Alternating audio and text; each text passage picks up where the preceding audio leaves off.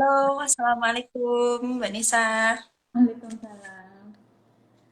Ini kita sambil nunggu kawan-kawan, apa tunggu dulu ya, biar ada yang join dulu ya, baru kita mulai. Oke.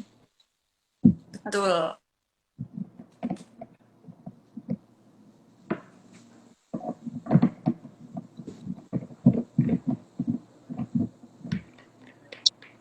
Baiklah, karena sudah ada yang ada yang join. Kalau gitu langsung saja saya buka dulu ya, Nuri. Oke. Selamat siang menjelang sore, teman-teman semua. Assalamualaikum warahmatullahi wabarakatuh. Waalaikumsalam warahmatullahi wabarakatuh. Perkenalkan, saya Nisa Ulmutia, peneliti bidang sosial di Indonesian Institute. Bersama saya di sini ada saudari saya yang juga peneliti bidang ekonomi di Indonesian Institute, ada Nuri Resti Cayani. Kita Ya. berdua di sini Halo, akan berdiskusi tentang pro kontra mengenai kenaikan tiket naik ke Candi Borobudur ya. Kita tahu sekitar pekan yang lalu ya, pekan yang lalu atau pekan ini ya, baru-baru ini pokoknya Menteri Koordinator Bidang Kemaritiman Luhut Binsar Panjaitan mengeluarkan kebijakan rencana untuk menaikkan harga tiket naik ke Candi Borobudur menjadi 750.000. uh, Kenaikan tersebut rencananya ditujukan untuk membatasi wisatawan dan juga untuk menjaga kelestarian candi gitu. Nah, kalau dari aspek ekonomi, kenaikan itu tentu akan memberatkan wisatawan ya, karena itu juga mungkin wisatawan keberatan, terus akan ada dampak pada penurunan penerimaan daerah di bidang pariwisata. Terus kalau dari aspek sosial sih pembatasan memang dibutuhkan ya, tapi kan pembatasan itu caranya ada banyak, tidak serta merta lewat menaikkan tiket. Nah, hal inilah yang nanti dalam 1 jam ke depan akan kita bahas. Kalau gitu langsung saja saya persilahkan dulu kepada saudari Nuri. Menurut Nuri, apa nih tanggapan Nuri terhadap bagaimana tanggapan Nuri terhadap kenaikan tiket ini? Silakan Nuri.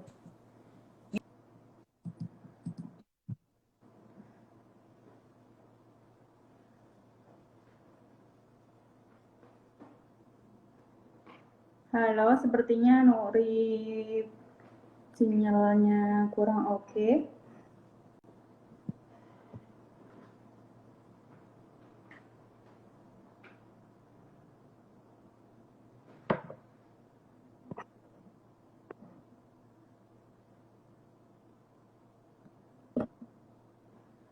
Oh ya, sinyal Nuri kurang baik. Saya coba invite Nuri kembali.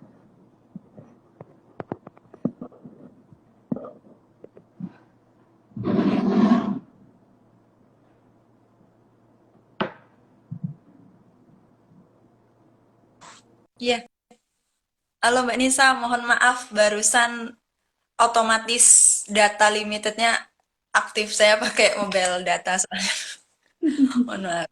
Karena mengantisipasi Ada putusnya koneksi. ini sudah biasa. Kalau gitu kita Iya, lanjut ya.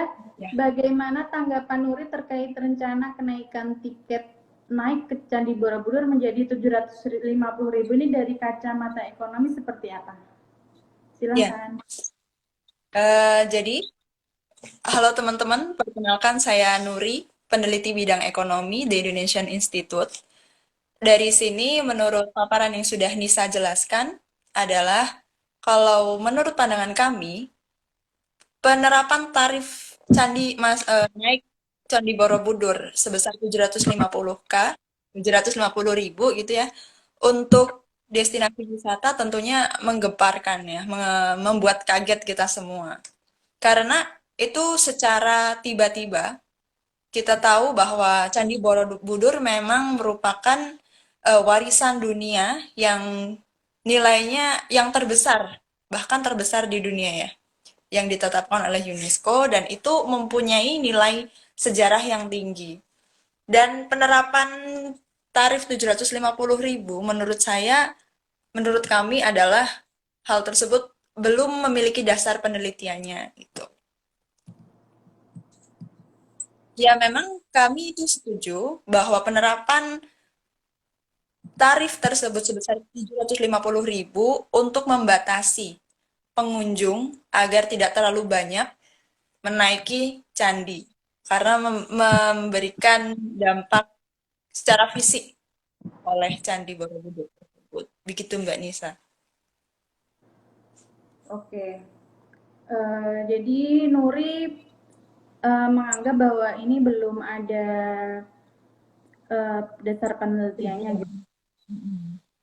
Tapi menurut Nuri sebenarnya kalau dinaikkan 750.000 ini sebenarnya setimpal nggak dengan apa yang akan didapat oleh pengunjung, pengalaman berwisata pengunjung di sana itu menurut Nuri setimpal nggak dengan kos yang diberikan sebesar 750.000 tersebut?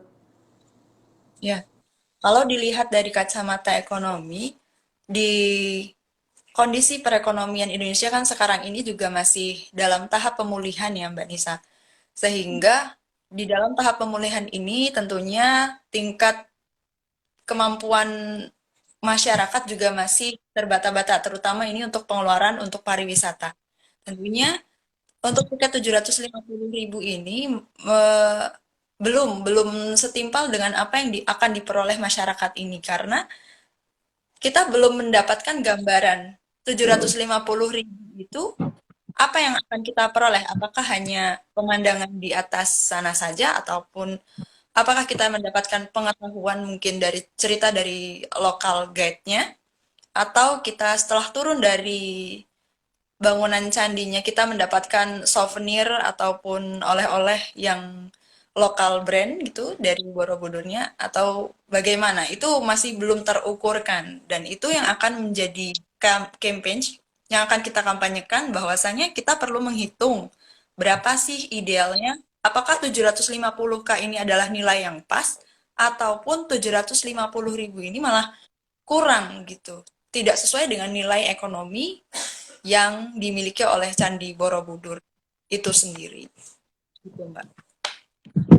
Tapi sebelum masuk eh, ke penjelasan saya mengenai cara pengukuran tarif yang baik menurut ekonomi, menurut valuasi ekonomi lingkungan, kalau menurut peneliti bidang sosial itu bagaimana Mbak? Menurut pandangan Mbak tentang kenaikan penerapan tiket tinggi kalau dari sisi sosial?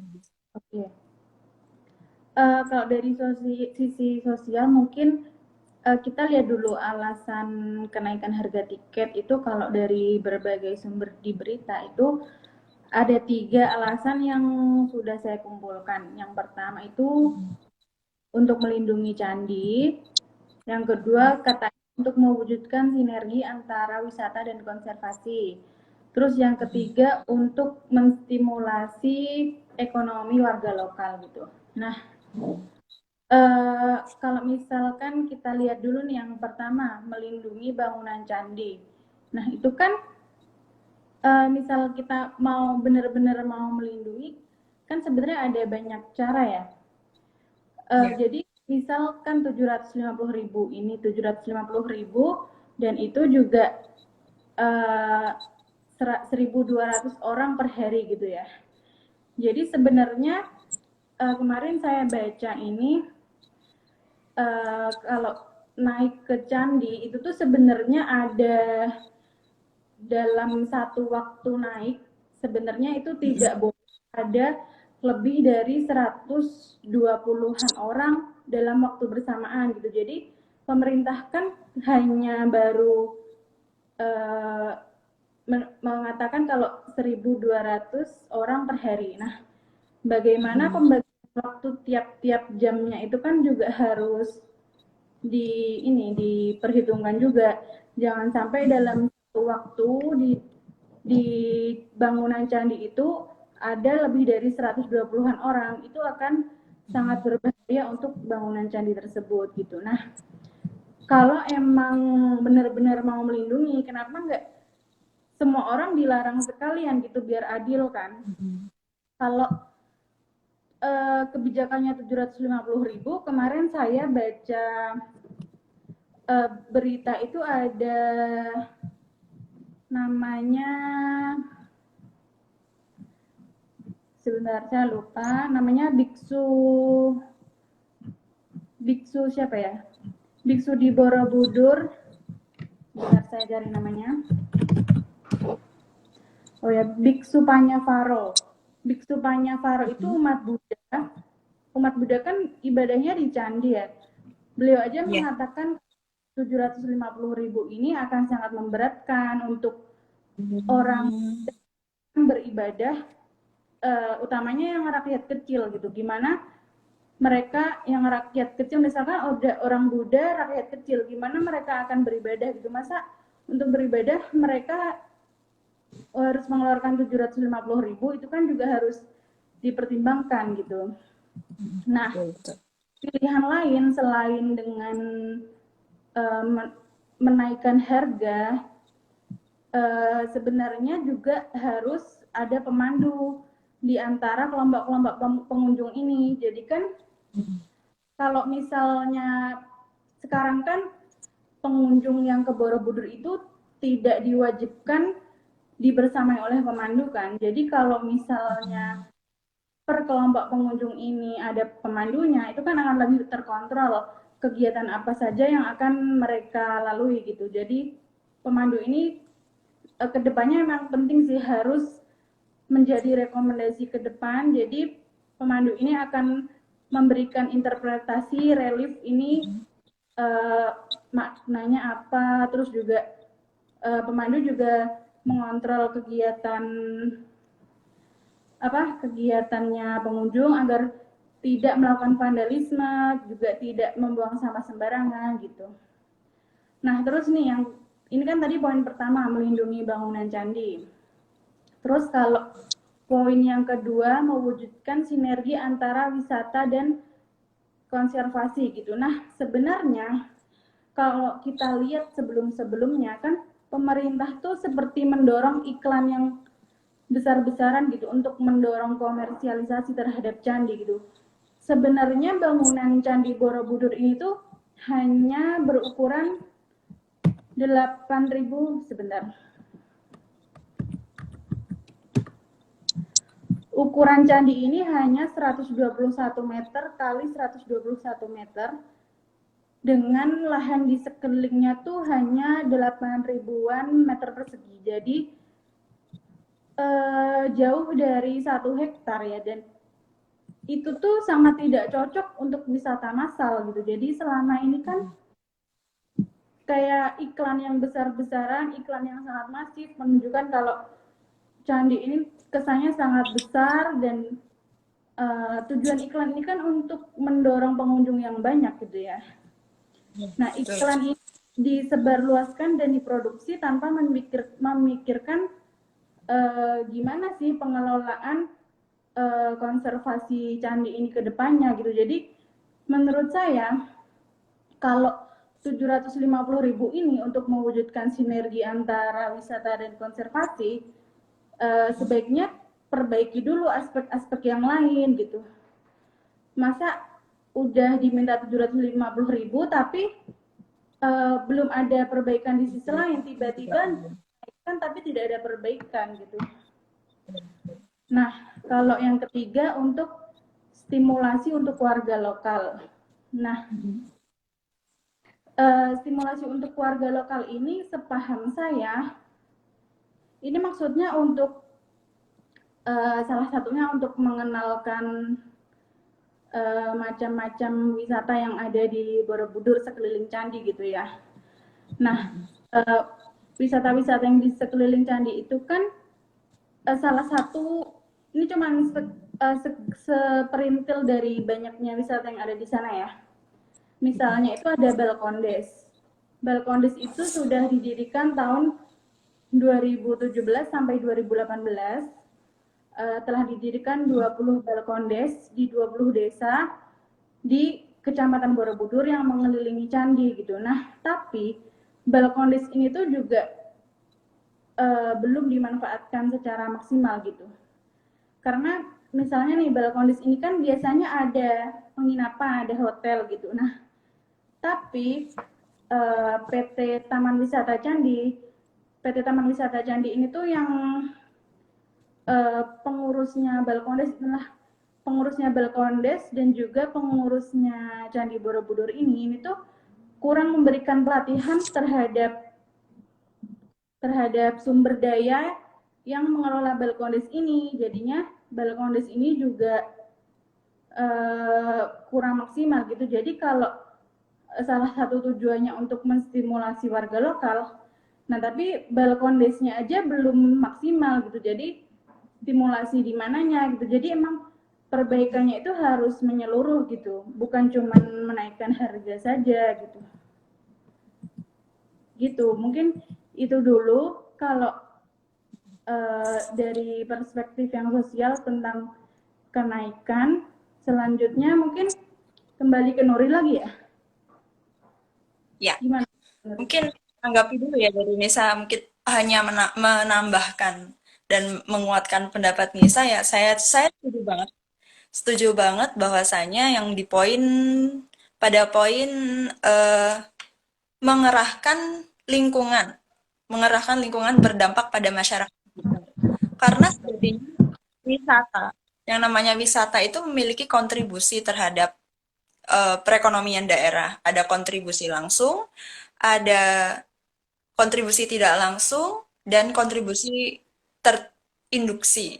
Nah, kalau kontribusi langsung itu seperti kontribusi pada industri jasa akomodasi, penyedia makanan dan minuman, perdagangan dan retail, transportasi, rekreasi dan budaya, serta ada komoditas yang terincrease ya, bertambah seperti komoditas akomodasi, transportasi, hiburan, dan atraksi tersebut. Itu memang harus digalakkan. Balkondes itu tadi Balai Konservasi Desa gitu ya? Balai Ekonomi Desa. Oh, Balai Ekonomi Desa. Oke, oke, oke. Ya, seperti yang dijelaskan Nisa juga, masa iya rumah ibadah sendiri, rumah ibadah agamanya sendiri itu untuk masuk ke dalamnya, untuk beribadah harus membayar, gitu ya Mbak Iya. Nisa. Hmm. Saya juga menambahkan bahwasanya yang luas bangunan candi itu kan hanya 121 kali, kali 121 meter ya. Iya. Luasnya itu eh, 1 hektaran, 1 hektaran. Ini Nggak ada. menurut data BPS.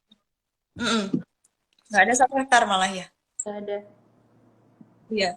Jadi menurut data BPS itu menunjukkan bahwa di Jawa Tengah ada 3 destinasi terbesar, yaitu Candi Borobudur, Prambanan, sama Kota Lama Semarang. Itu yang paling banyak dikunjungi baik wisatawan domestik maupun wisatawan mancanegara. Nah, kalau di Candi Borobudur Magelang itu di tahun 2020 itu setelah pandemi em, sebanyak 965.699 orang. Itu aja di daerah pandemi. Bagaimana jika sebelum pandemi itu bisa mencapai puluhan juta dalam tahun? Gitu. Itu baru per tahun, belum dihitung per harinya berapa. Dan memang penerapan dalam kuota, diterapkannya kuota itu sangat penting untuk menunjang kelangsungan bangunan candi. Karena kalau di aspek sosial juga saya pernah baca bahwa itu saya tidak tahu kebenaran datanya apakah beneran jumlahnya 3.000 atau tidak. Jadi di dalam keterangan dari pihak pengelola, setidaknya ada 3.000 sampah permen karet, 3.000 noda permen karet yang berangsur-angsur dihilangkan oleh Pokja Pengamanan Balai Konservasi Borobudur. hari setiawan. Itu juga di bagian pro ditingkatkan tarif 750 kan dinaikkan itu ya seperti itu tujuannya agar dikurangi. Tapi ya itu, saya juga sepakat bahwasanya untuk mengurangi jumlah wisatawan itu tidak harus ditingkatkan. Bisa jadi dibikinkan sebuah kuota per harinya dan per jam, ya Mbak Nisa.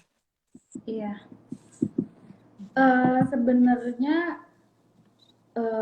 laporan dari Integrated Tourism Master Plan Borobudur Yogyakarta Prambanan itu tuh tahun 2020 dia salah satu rekomendasi untuk membatasi jumlah pengunjung bukan hanya untuk membatasi tapi juga untuk meningkatkan kesadaran masyarakat akan tingginya nilai cagar budaya Borobudur ini tuh juga sebenarnya dia salah satu rekomendasinya itu menaikkan harga, cuman harganya ini enggak 750.000 juga. Rekomendasinya itu yang naik itu 100.000. Lalu kalau ke halaman 60.000, lalu pekarangan ini 30.000 gitu. Jadi sebenarnya tuh dinaikin nggak apa tapi jangan yang 750 juga nggak sih? Dan kemarin kan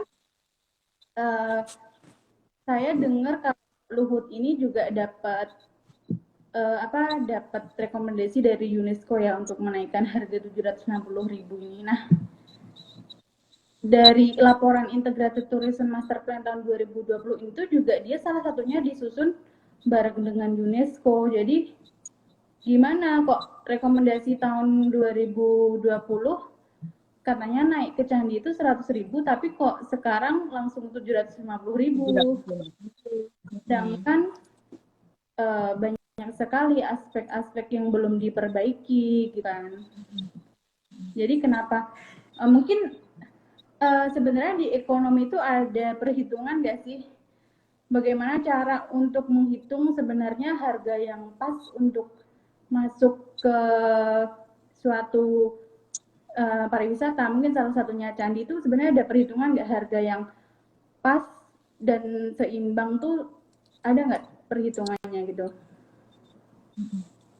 Iya, jadi kalau misalnya di ekonomi kan banyak tuh banyak aspek di ekonomi selain penerimaan. Pariwisata itu mempengaruhi perekonomian daerah ya.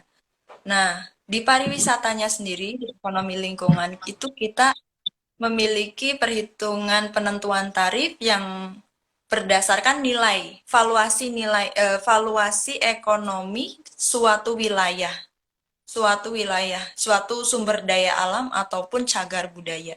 Itu kita ada perhitungannya. Nah, di dalam valuasi ekonomi kan dilihat nilai guna dan nilai non gunanya.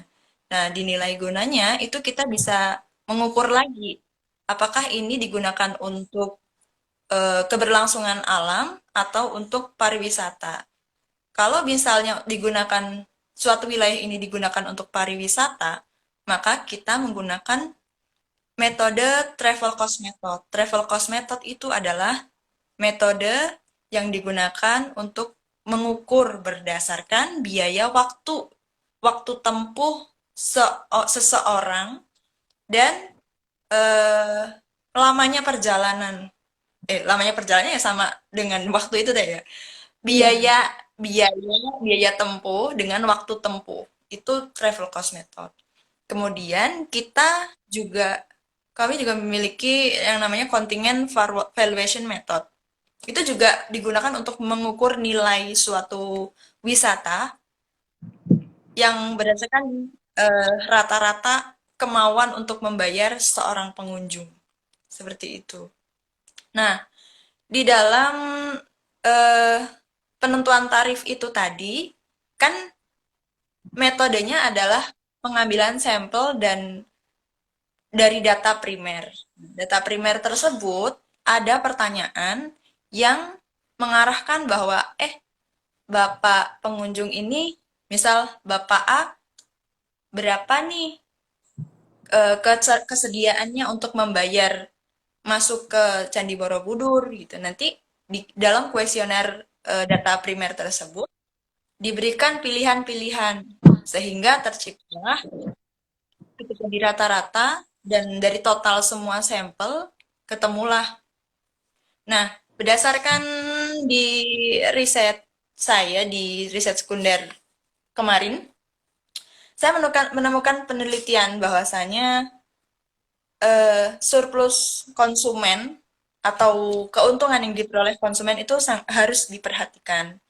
Seperti eh, di dalam penelitian dari Litriani 2011 dari UGM, itu dia menghitung nilai ekonomi Candi Borobudur berdasarkan travel cost method itu sebesar 1,1 triliun, itu 2011.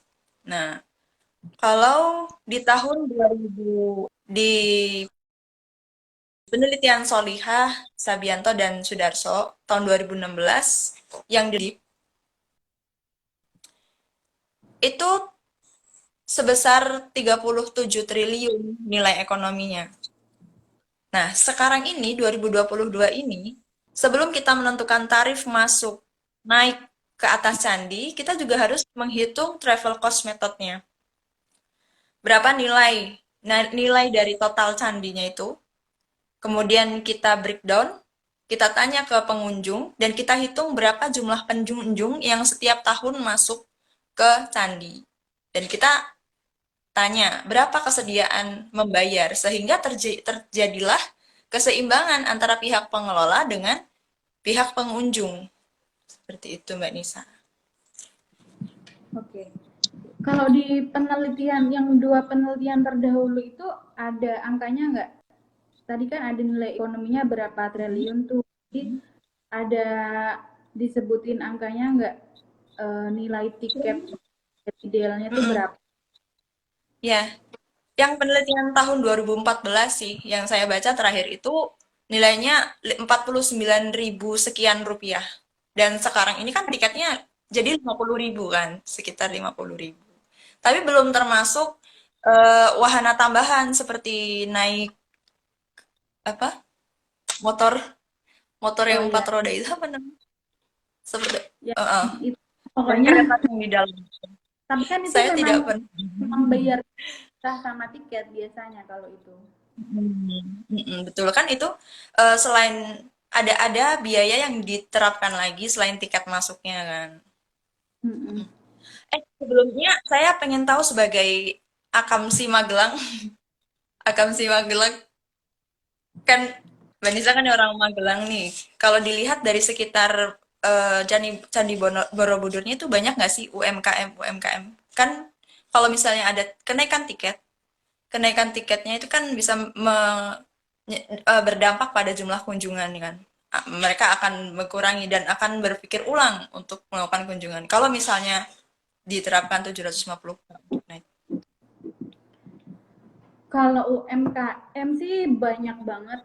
Bahkan itu Iya. di wilayah yang terdekat dengan candi itu banyak banget penjual pernak-pernik, souvenir gitu, dan itu tuh salah satu hal yang dikritik gitu, dan sebenarnya itu tidak sesuai dengan Perpres 58 tahun 2014 yang tentang tata ruang kalau nggak salah ya.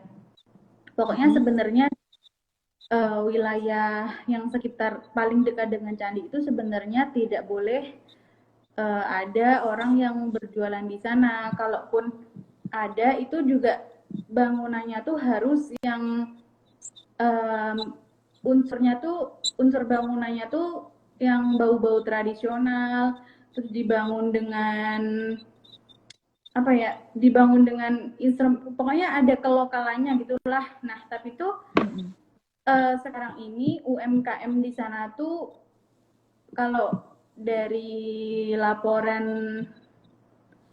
laporan yang tadi saya baca, dari laporannya sebentar, laporannya tadi Integrated Tourism Master Plan, salah satu hal yang dapat komentar negatif itu terkait penjual-penjual souvenir itu tuh yang kurang rapi gitu loh. Jadi sebenarnya ada rekomendasi untuk memindahkan mereka, bukan bukan melarang mereka berjualan ya, tapi memindahkan di tempat yang tidak apa ya, tidak mengganggu keindahan cagar budaya gitu. Sebenarnya tuh mereka sebaiknya dibuatkan tempat yang khusus. Nah, tapi itu kan juga belum dilaksanakan oleh pengelola candi ini gitu. Nah, kalau tadi Mbak Nuri tanya, ada nggak sih pengaruh kenaikan tiket terhadap UMKM? Kemarin saya sempat tanya ya ke teman saya yang dia tuh rumahnya deket banget sama candi. Katanya kalau UMKM di sana ini masih biasa aja gitu, karena mungkin sekarang emang kan belum diterapkan ya, tiket masih rencana dan katanya juga ditunda. Cuman menurut saya itu, teman saya bilang kalau itu UMKM-nya masih biasa-biasa saja. Menurut saya itu karena uh, implementasinya ini belum diimplementasikan. Maksudnya sekarang harganya masih 50.000 gitu, tapi menurut saya tetap akan ngaruh sih ke, pasti orang-orang yang jauh, yang kalau warga lokal apalagi sekitar Borobudur pasti sudah biasa aja dengan candi karena tiap hari lihat, jadi nggak ada udah mau naik apa enggak, udah nggak ada keinginan yang menggebu-gebu gitu ya, kecuali kalau arkeolog yang punya ketertarikan lebih gitu. Nah, tapi kalau berdasar pengamatan saya, biasanya kalau orang itu dari jauh, misalnya luar Jateng DIY lah. Coba ini Nuri kan juga dari luar Jateng DIY. Misalnya Ya, 750.000, keinginan untuk ke candinya berkurang apa biasa aja? ya berkurang kalau misalnya ngapain jauh-jauh ke Borobudur tapi nggak bisa naik gitu. Misal saya adalah arkeolog misalnya. Ngapain jauh-jauh ke Candi Borobudur kalau misalnya naik ke atasnya itu malah mahal gitu kan. Lebih baik ke Iya, mungkin ke Candi ke Solo, ke Candi Suku ataupun ke Candi Cetoro yang lebih iya lebih benar. murah. Kemarin saya Dan sempat tanya orang lain juga yang non Jateng DIY, katanya keinginannya berkurang. Ah, mahal banget 750.000, nggak bisa naik gitu. Jadi kan pasti itu akan berpengaruh kan ke UMKM. Nah, tapi sebenarnya kalaupun ada, sebenarnya pengunjung candi itu sebenarnya udah banyak. Di kemarin waktu COVID kan sebenarnya 2020-2021 tuh sebenarnya pengunjung di sana tuh juga dilarang naik ke candi, jadi masih ada di latarnya gitu. Itu aja udah rame gitu sih sebenarnya. Cuman ya nggak tahu ya, tapi kan tetap aja kalau COVID kan berpengaruh ke UMKM kan. Kemarin pasti ada penurunan penjualan gitu, dan apalagi ada fakta-fakta kayak orang-orang yang rumahnya jauh setelah tahu harganya mahal jadi agak males, itu kan juga pasti akan ngaruh juga ke UMKM gitu ya, gitu Mbak. betul. Mm-mm. Jadi sesuai dengan kalau di dalam ekonomi lingkungan juga seperti itu. Dampak kunjungan wisatawan itu sangat berpengaruh terhadap bisnis bisnis pariwisata di dalamnya, termasuk di dalamnya UMKM, penjualan baju, oleh-oleh, dan penataan memang sangat penting. Kalau misalnya kemarin diterapkan 750.000 untuk tiket naiknya, dan di situ termasuk digunakan untuk penataan ulang UMKM agar lebih tertata, itu bisa jadi akan diterima oleh masyarakat ya. Ada kemungkinan penerimaan oleh masyarakat untuk diterapkannya. Cuma lagi-lagi harus ada penelitian lanjutan dan lebih mendalam, terutama pada travel cost method. Kita ngomongin wisata ini, ngomongin Candi Borobudur terlepas dari nilai budayanya, itu juga di bagian utamanya adalah wisatanya gitu. Dan di dalam kunjungan pariwisata di dalam hal tersebut dampak langsungnya kan ke UMKM. Dampak tidak langsung ke tidak langsungnya, dampak tidak langsungnya itu dari UMKM kan pasti menghasilkan pajak, mempekerjakan masyarakat, kemudian juga meningkatkan ekonomi pemilik usahanya juga. Dan ke semua itu juga akan berdampak ke pemasukan pemerintah lagi-lagi ke perekonomian daerahnya. Sehingga dari awal, dari akarnya, itu kunjungan wisatawan harus diperhatikan dampak langsung sampai dampak tidak langsungnya.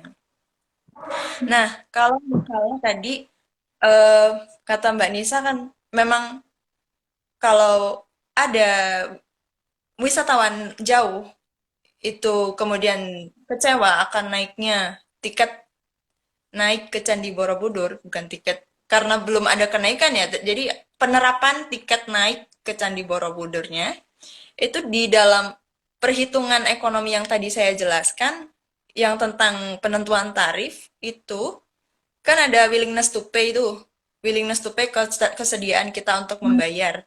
Maksudnya ke situ ya? Itu ada banyak hal dan banyak faktor yang mempengaruhinya.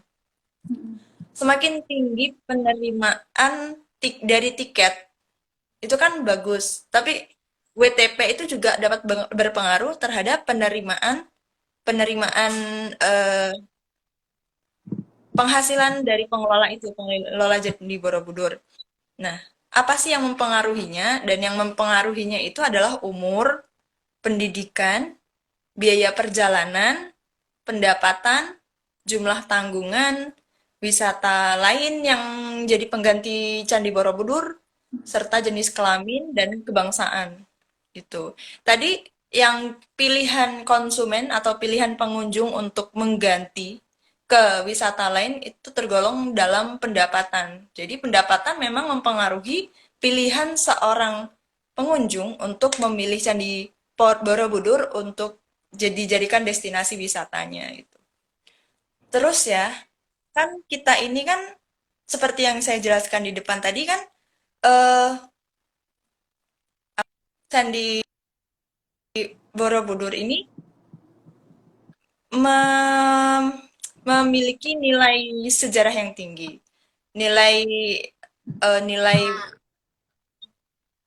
nilai masa lalu yang bisa kita eh, ambil ceritanya gitu ya. Dan sekarang ini tuh lagi dunia pendidikan kan lagi pada ulangan dan setelah ulangan biasanya kepada liburan. Dan kemungkinan besar permintaan akan kunjungan ke Candi Borobudur juga akan naik dan mungkin pengelola dan stakeholder yang terkait kemarin menentukan dan merumuskan bahwa tiket naik akan dikenakan 750.000 harus dipikirkan matang-matang. Ada kemungkinan juga, kemungkinan oh mumpung besok ini mau pada liburan sekolah, mau pada kumpul, perekonomian masyarakat juga akan kebutuhan untuk wisatanya itu juga sehingga ada kemungkinan untuk dinaikkan lagi nih 750.000. Dan ternyata memang hal tersebut tidak bijak ya, tidak bijak karena langsung menyebutkan secara nominal 750.000.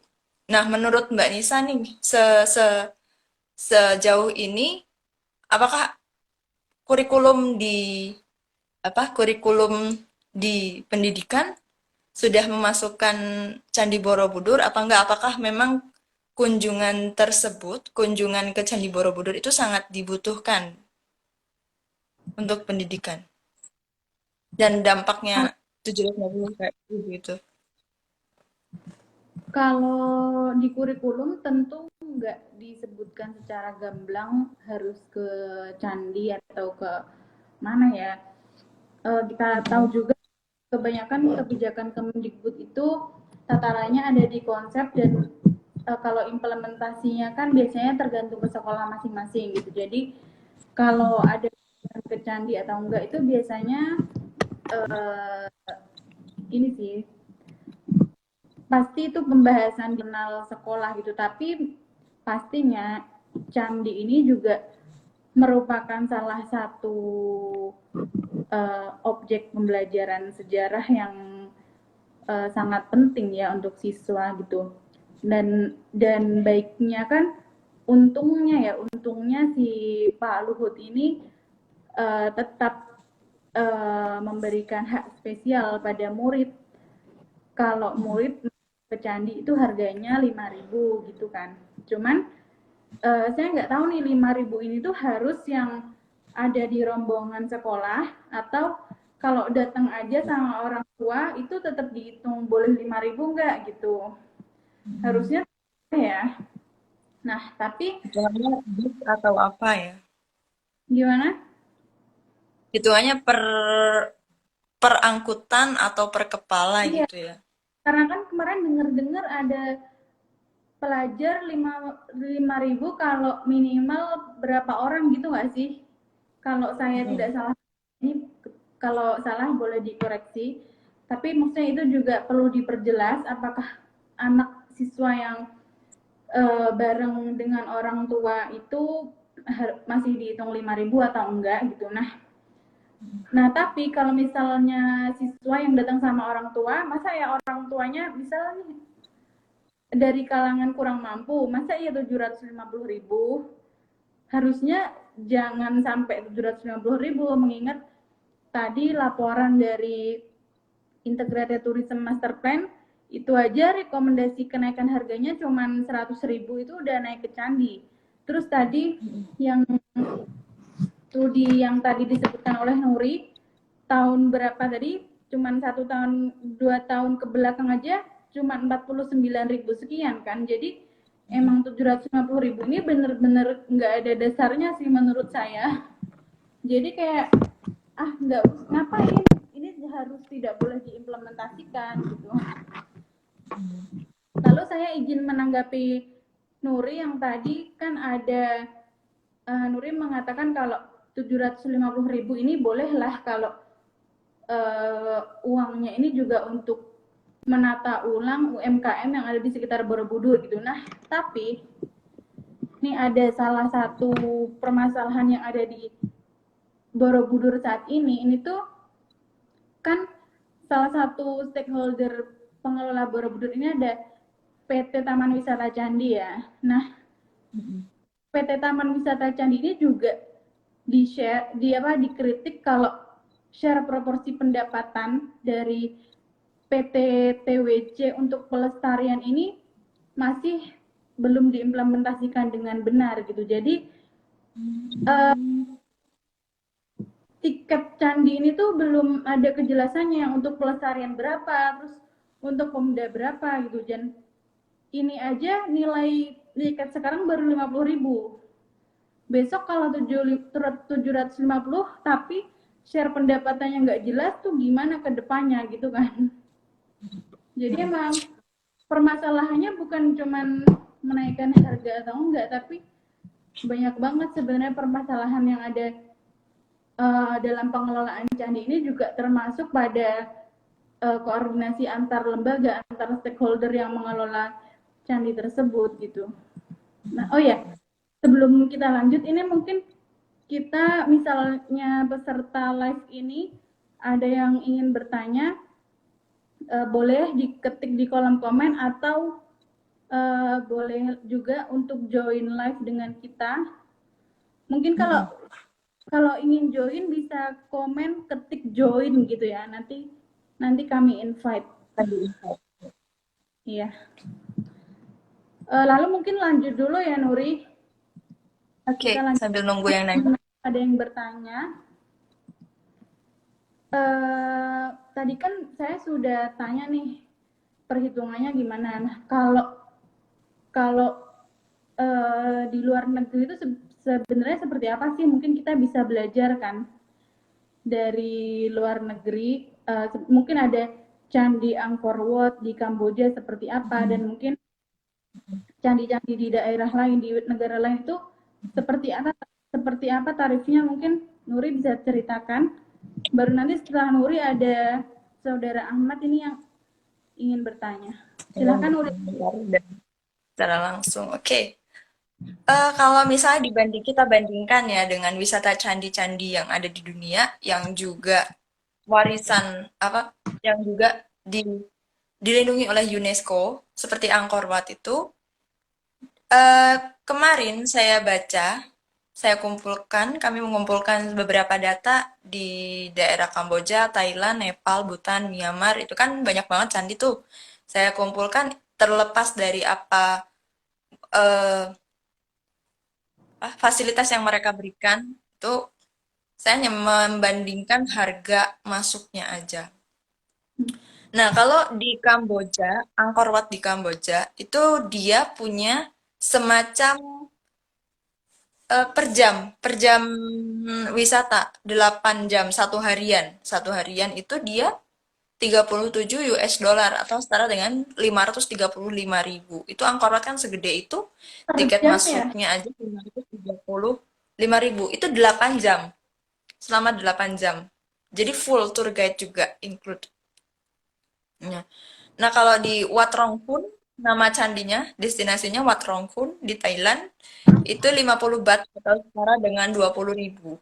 20.000. Nah, kalau di Nepal itu mereka punya Bondanat, itu harganya masuknya 46.000. Nah, kalau di Bhutan, dia ada Takstang Monastery, dia tiket masuknya 185.000 untuk Wisman. Dan di Myanmar ada Swadegon, Swedagon, 8 US dollar masuknya untuk wisatawan mancanegara. Nah, kalau dibandingin kayak gitu kan masih mahal ya. Borobudurnya masih tergolong masih terlalu mahal. Iya. Dan mahal dan tidak ada dasarnya. Mm-mm. Mahal dan belum ada dasar, belum ada ya. Itu kan nanti akan menjadi saran kita di hari ini. Iya benar. Ada dasar. Benar. Dan bersyukurnya kita kemarin sudah ditunda. Pak Luhut Iya. sudah menjelaskan dan sudah sebagai Gubernur Jawa Tengah, Pak Ganjar kan sebagai pemilik, ya pemilik apa? Pemerintahan Jawa Tengah, kok pemilik. Di pemerintahan Jawa Tengah bersama dengan Pak Luhut juga sudah mengobrol kan untuk melakukan penundaan. Ya alhamdulillah sudah ditunda dan penundaannya itu tentunya kalau saran dari kita adalah mengkaji ulang dan menghitung ulang nilai ekonomi seluruh Candi Borobudur. Kemudian baru bisa menerapkan tarif naiknya. Tuh. Iya. Dan memperbaiki masalah-masalah lainnya. Seperti penataan UMKM, penataan fasilitas, dan Iya. pengelolaan jalannya itu gimana gitu kan. Ah, iya. Terus ada juga yang katanya juga 750.000 itu untuk meningkatkan ketenaga kerjaan. Ketenaga kerjaan mungkin dari sisi perekrutan orang-orang tour guide, perekrutan satpam. Nah, itu kan mungkin. Kalau misal dipaparkan secara gamblang kan mungkin kita tidak akan bertanya-tanya 750.000 itu kita dapat apa aja sih gitu. Jadi harus ada feedback. Apa yang kita keluarkan tentunya harus sesuai dengan apa yang kita dapatkan. Iya. Kebalik, apa yang kita dapatkan harus sesuai dengan apa yang kita keluarkan. Mungkin langsung Iya. aja kita ke Ahmad Hidayah yang mau bertanya secara langsung, Mbak Nisa. Oke. Sambil saya invite ya. Hmm.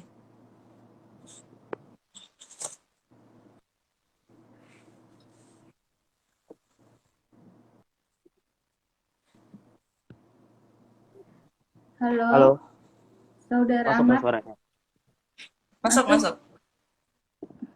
Oke, eh, saya boleh berkomentar sekaligus bertanya ya. Silakan.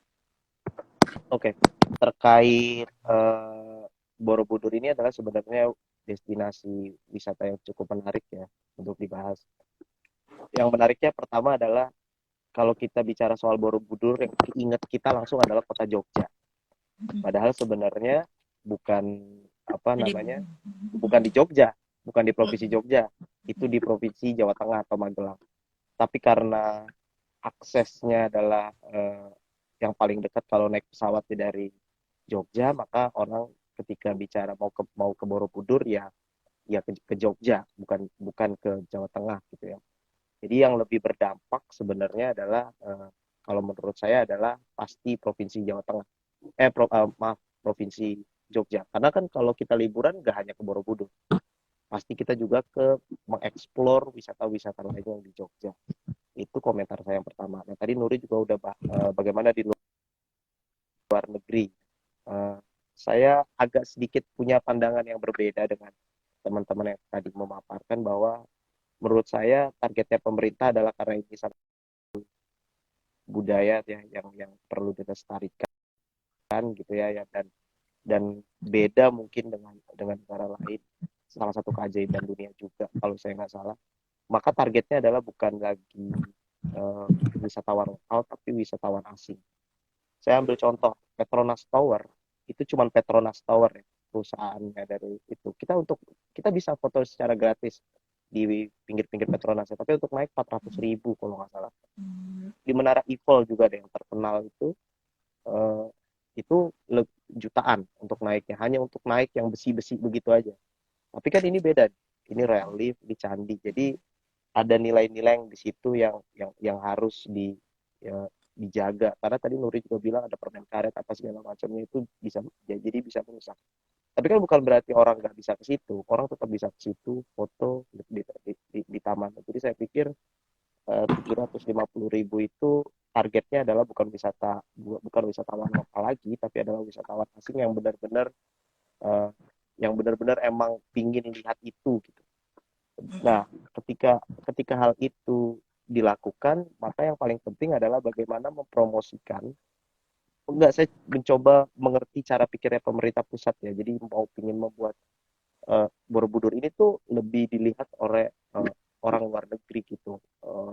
Bukan hanya menggait dari wisatawan wisatawan lokal. Nah, namanya yang saya tanya gitu ya, bagaimana sih selain ngomong kalau misalnya dengan logika bahwa ini untuk menggait wisatawan asing, karena levelnya juga harusnya udah wisatawan asing ya. Sejauh ini upaya yang dilakukan pemerintah sudah maksimal belum ya? Atau teman-teman punya data nggak sih sebenarnya yang lebih banyak datang ke Borobudur itu adalah wisatawan asing atau wisatawan lokal? Dan bagaimana hubungan antar respon dan hubungan antara pemerintah Provinsi Jogja dan Jawa Tengah terkait pariwisata. Lagi adalah kalau misalnya mau mungkin uh, Borobudur dimahalin supaya lebih menjaga kelestariannya, tapi kalau mau lihat candi-candi yang lebih murah lagi kan ada Candi banyak. Prambanan, Mendut dan lainnya kan gitu kan, bisa ya udah ke candi yang lebih kecil aja deh, yang gedenya biar biar tetap dijaga daripada rusak kan gitu. Paling itu sih sa- uh, saya jadi upaya Kementerian Pariwisata gitu di dalam mempromosikan ini ke luar negeri, gimana karena saya melihatnya ini targetnya kalau dia mau naikin seharga segitu tuh targetnya bukan wisatawan lokal lagi tapi wisatawan asing. Oke, Betul. dari saya itu aja.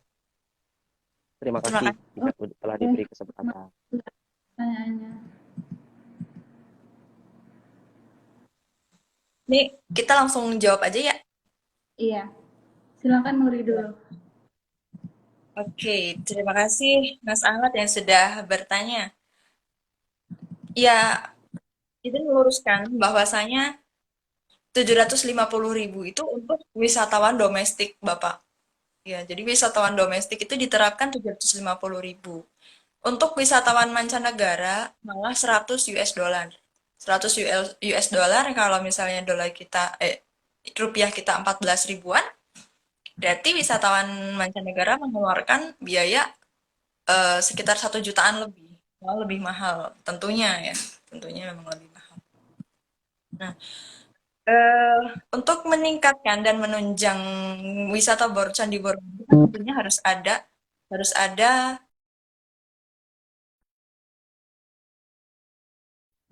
seperti akomodasi perhotelan, rumah makan dan mungkin penyewaan kendaraan di situ. Nah, untuk hal tersebut berdasarkan data dari Badan Pusat Statistik Jawa Tengah tuh mereka sudah memiliki dan memadai hotel-hotel berbintang di situ, tapi belum 100% memenuhi standar internasional. Tuh. Dan itu juga yang harus ditata oleh pemerintah Kabupaten Magelang khususnya dan umumnya pada Provinsi Jawa Tengah. Nah, untuk jumlah pengunjung wisatawan mancanegara juga menunjukkan bahwasannya yang paling banyak berkunjung di Candi Borobudur atau di daerah Jawa Tengah di data tersebut itu yang paling banyak itu malah wisatawan dari Asia. Orang Asia berkunjung banyaknya dari ke Jawa Tengah atau Candi Borobudur. Nah, bukan angka ya, fakta tersebut itu juga sesuai dengan hal-hal yang mempengaruhi kemauan para pengunjung untuk ke Candi Borobudur. Itu termasuk dalam ke biaya perjalanan. Kenapa orang Asia itu paling banyak ke Jawa Tengah? Ya karena menurut mereka, menurut kelompok ekonomi mereka, yang paling murah dan yang mereka bisa mendapatkan suatu utility atau kepuasan untuk berkunjung ke suatu wisata yang itu adalah merupakan keajaiban dunia, Candi Borobudur itu tergolong murah bagi mereka. Itulah kenapa orang-orang Asia murah dan dekat ya, murah dan dekat karena itu termasuk dengan time and cost, waktu dan biaya perjalanannya.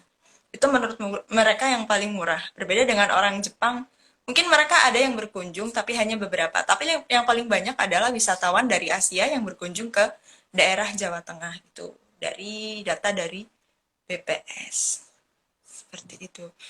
Nah, menanggapi juga, menambahkan dari Nisa, tadi kan Nisa bilang bahwa 750.000 itu tidak sesuai dengan kelembagaan atau pengelolaannya. Betul sekali, karena tumpang tindih antar pengelolaan itu sangat berpengaruh terhadap keberlangsungan Candi Borobudur juga. Dan kalau misalnya kita hitung secara kasarnya ya, 750 itu untuk satu hari, misal satu hari naik 750.000. Ya, satu orang 750.000. Dan kita dibatasi 1.200 pengunjung untuk naik. Kita ambil kasarnya ya 40% dari wisatawan mancanegara. 40% dari 1.200 kan 300 orang. Ya, 300 apa? Ya 300 orang. 300 orang dikali $1, $100. Itu aja udah 30.000 dolar satu hari income dari wisatawan mancanegara. Sedangkan dari wisatawan dalam negeri itu kita sisanya 100.200. Ada 900 orang. 900 dikali 750. Itu udah bertriliun satu hari, income-nya 1 triliunan. Tuh. Kalau misalnya uang dalam satu hari income itu tidak dikelola dengan baik oleh PT TWC, ya TWC ya Nis, itu malah akan menimbulkan masalah baru seperti korupsi dan hanya beberapa orang yang menikmatinya. Gitu. Sehingga kita harus objektif dulu nih. Ini wisata ini mau buat siapa sih? Apakah buat swasta, penerimaannya hanya untuk swasta, ataupun emang untuk masyarakat? Kalau memang berpihak kepada masyarakat, kita juga harus memperhitungkan berapa share untuk pemerintah daerah, berapa share untuk pemerintah pusat, sehingga pengelolaannya juga diperuntukkan untuk masyarakat. Gitu. Oke. Mungkin itu Mungkin aku jawaban dari untuk tambahan. iya. Boleh? aku melengkapi apa yang telah Nuri berikan jawaban pada Mas Ahmad. Tadi kan pertama Mas Ahmad mengatakan kalau kota Jogja ini lebih terdampak dari aspek ekonomi karena biasanya orang-orang kalau ke Borobudur ya transportasinya turunnya di Jogja nih, ada bandara, ada stasiun gitu. Nah, sebenarnya di sebentar, saya lupa peraturannya, pokoknya peraturan mengenai RT RW di Magelang. RT RW di Magelang itu satunya merencanakan untuk membangun jalur kereta kembali yang mendekati Borobudur gitu. Nah, sebenarnya kan dulu beberapa puluh tahun yang lalu kan ada tuh ada stasiun namanya di Kecamatan Blabak itu jaraknya sekitar 2 kecamatan dari Borobudur. Biasanya dulu orang-orang kalau ke Magelang ke Jawa Tengah turunnya di stasiun itu tuh. Nah, sebenarnya di RT RW-nya Magelang itu ada rencana untuk mengaktifkan ulang jalur itu. Nah, tentunya belum diimplementasikan seperti aturan-aturan yang lain kan banyak yang aturannya aja tapi implementasinya sangat jauh kan dari kemauan. Nah, itu memang harus lebih didorong sih karena kalau jalur kereta api yang mendekati Borobudur ini benar-benar diimplementasikan sesuai dari RT RW di Magelang ini, bukan cuma akan menaikkan perekonomian di sekitar Borobudur juga, tapi juga akan berpengaruh pada terjaganya stabilitas iklim yang ada di Borobudur. Karena kebanyakan kan orang kalau ke Borobudur naik bis tuh, nah biasanya tuh bis-bis di tempat parkir tuh nggak dimatiin selama orang-orang berkunjung untuk menjaga biar udara bisnya tetap dingin. Nah, itu kan asap yang dihasilkan bis ini sangat tidak bagus untuk menjaga iklim cagar budaya agar tetap lestari gitu. Nah, terus yang kedua terkait wisatawan, benar tadi kata Nuri kalau 750.000 itu untuk domestik, dan kalau kita lihat di tahun 2018 dari sekitar 4 jutaan pengunjung Candi Borobudur, pengunjung dari luar negeri itu hanya sekitar 6%. Dan kemarin waktu COVID itu menurun, pengunjung yang dari luar negeri itu hanya sekitar 2%. Jadi emang kebanyakan pengunjung Borobudur saat ini ya orang lokal, orang Indonesia, dan kalau harganya mau dipukul 750.000 ya itu sangat tidak sebanding dengan berbagai fasilitas yang ada di sana yang belum diperbaiki gitu. Nah, terus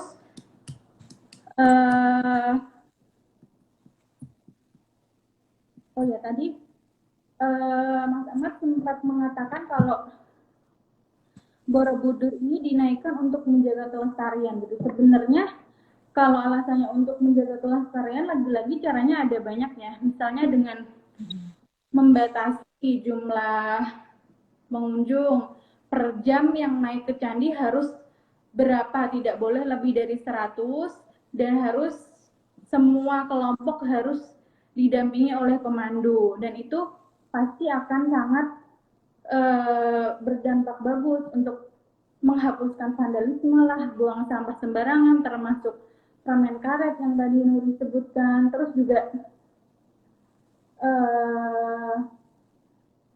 saya juga sempat ada membaca salah satu hal yang bisa dilakukan itu dengan melapisi batu tangga candi dengan papan kayu gitu. Jadi biasanya kan kalau candi keinjek-injek mulu pasti nanti batunya lama-lama kena erosi kan. Nah, itu salah satu caranya juga bisa dengan memberi papan kayu atau dengan memaksimalkan museum. Ada di dekat Borobudur ada namanya Museum Borobudur. Di sana ada bangunan yang persis dengan Borobudur, dan tapi itu kurang terawat, makanya itu kurang dikunjungi oleh orang-orang gitu. Jadi kita bisa memaksimalkan museum itu. Orang-orang kalau mau lihat cerita dari dibalik relief Borobudur bisa ke museum itu, dan itu digunakan untuk membatasi orang-orang yang langsung ke candinya secara langsung, itu juga bisa dilakukan gitu. Jadi kalau mau membatasi dengan menaikkan harga dengan 750.000 ini, sebenarnya ada banyak sekali cara yang bisa dilakukan selain itu gitu. Apa lagi ya? Mungkin oh ya tadi terkait bagaimana cara lawan luar negeri. Sebenarnya Hotel Manohara itu hotel yang paling dekat dengan Candi Borobudur, itu sangat menarik wisatawan asing buat ke sana karena letaknya sangat dekat kan. Nah, tapi hotel itu tuh kontroversial karena ini dulunya adalah pusat studi Borobudur, yang sebenarnya itu kan ada di wilayah yang sangat dekat dengan candi, yang sebenarnya di wilayah itu nggak boleh ada bangunan lain gitu. Nah, tapi malah bangunan pusat studi yang dulu digunakan untuk salah satunya untuk menjaga kelestarian candi malah dijadikan hotel gitu. Oh ya, mungkin kita langsung ke penutup dan rekomendasi kalian, Nuri, karena ini sudah 1 jam. Ya. Nuri itu kali. Silakan Nuri. Penutup dan rekomendasi. Saya dulu ya. Penutup dari saya adalah peningkatan harga ke 750. Peningkatan tarif, bukan peningkatan tarif. Penerapan tarif 750.000 ketika naik ke Candi Borobudur itu harus disertai dengan perhitungan yang tepat. Seperti perhitungan travel cost atau valuasi ekonomi yang lain yang dirasa cukup dan tidak serta-merta dan secara tiba-tiba diumumkan gitu.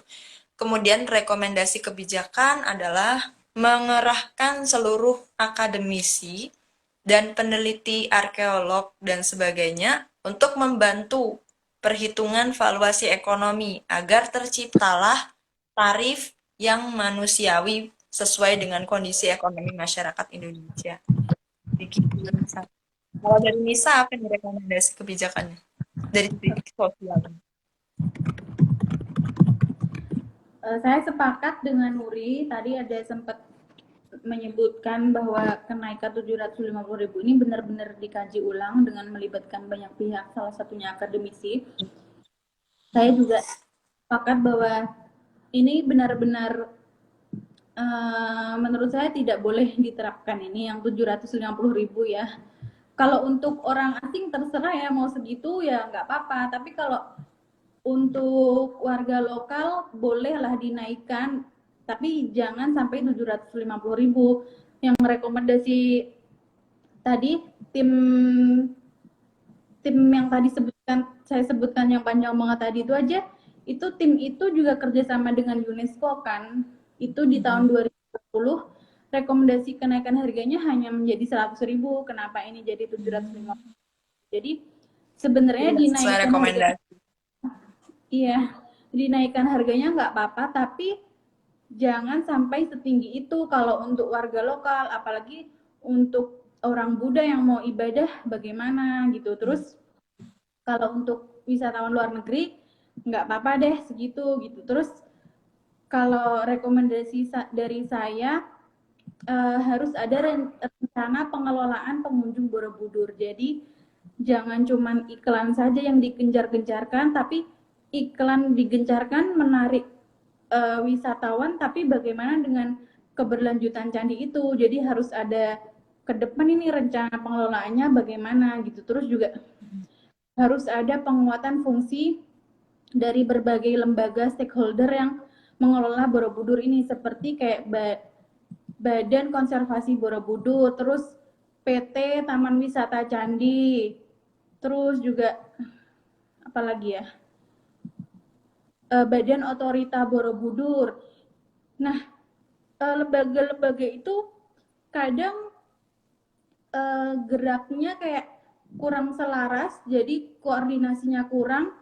dan juga visi misinya tidak sama gitu. Jadi itu dulu dia dibenerin gitu. Terus yang lain-lainnya juga dibenerin kayak misalnya nih harus ada pemandu untuk setiap kelompok. Jadi pastikan kalau semuanya dipandu, pasti tidak akan ada vandalisme, tidak akan ada yang buang sampah sembarangan gitu. Terus apa lagi ya? Mungkin oh ya juga kalau misalnya pemerintah ingin menghidupkan ekonomi sekitar Borobudur juga harus memperhatikan kayak tadi yang saya sebutkan, Balkondes ini juga kurang berkembang karena sumber daya manusia yang di sana kurang dilatih gitu kan. Ya udah, itu mungkin itu dari saya, Nuri. Mungkin langsung kita tutup aja kali ya. Oke, ini kita sudah 1 jam, nggak kerasa ya kita ngobrol sampai 1 jam lebih. Karena emosi dengan kenaikan harga. Emosi gitu kan. Sambil menggebu-gebu kan memperjuangkan gimana caranya biar kenaikan harganya itu tetap berdasar, enggak harus berdasar dan sesuai. Tuh. Iya. Ya sudah. Eh, Mhm. terima kasih Mbak Nuri Resti Cayani atas waktu dan atas semua informasi yang telah diberikan. Terima kasih juga untuk teman-teman yang telah bergabung dalam live ini hingga akhir pertanyaan. Terima kasih juga untuk yang telah aktif berpartisipasi, bertanya. Mohon maaf jika banyak salah kata saat saya menyampaikan ataupun juga mungkin ada salah kata dari Nuri, mohon dimaafkan. Langsung saja kita tutup ya Nuri. Oke, sampai jumpa. Jangan lupa tetap berkunjung di Candi Borobudur. Iya. Assalamualaikum warahmatullahi wabarakatuh. Sampai jumpa di Instagram. Waalaikumsalam warahmatullahi wabarakatuh. Sampai jumpa di Pol Talk selanjutnya. Mari kita tutup.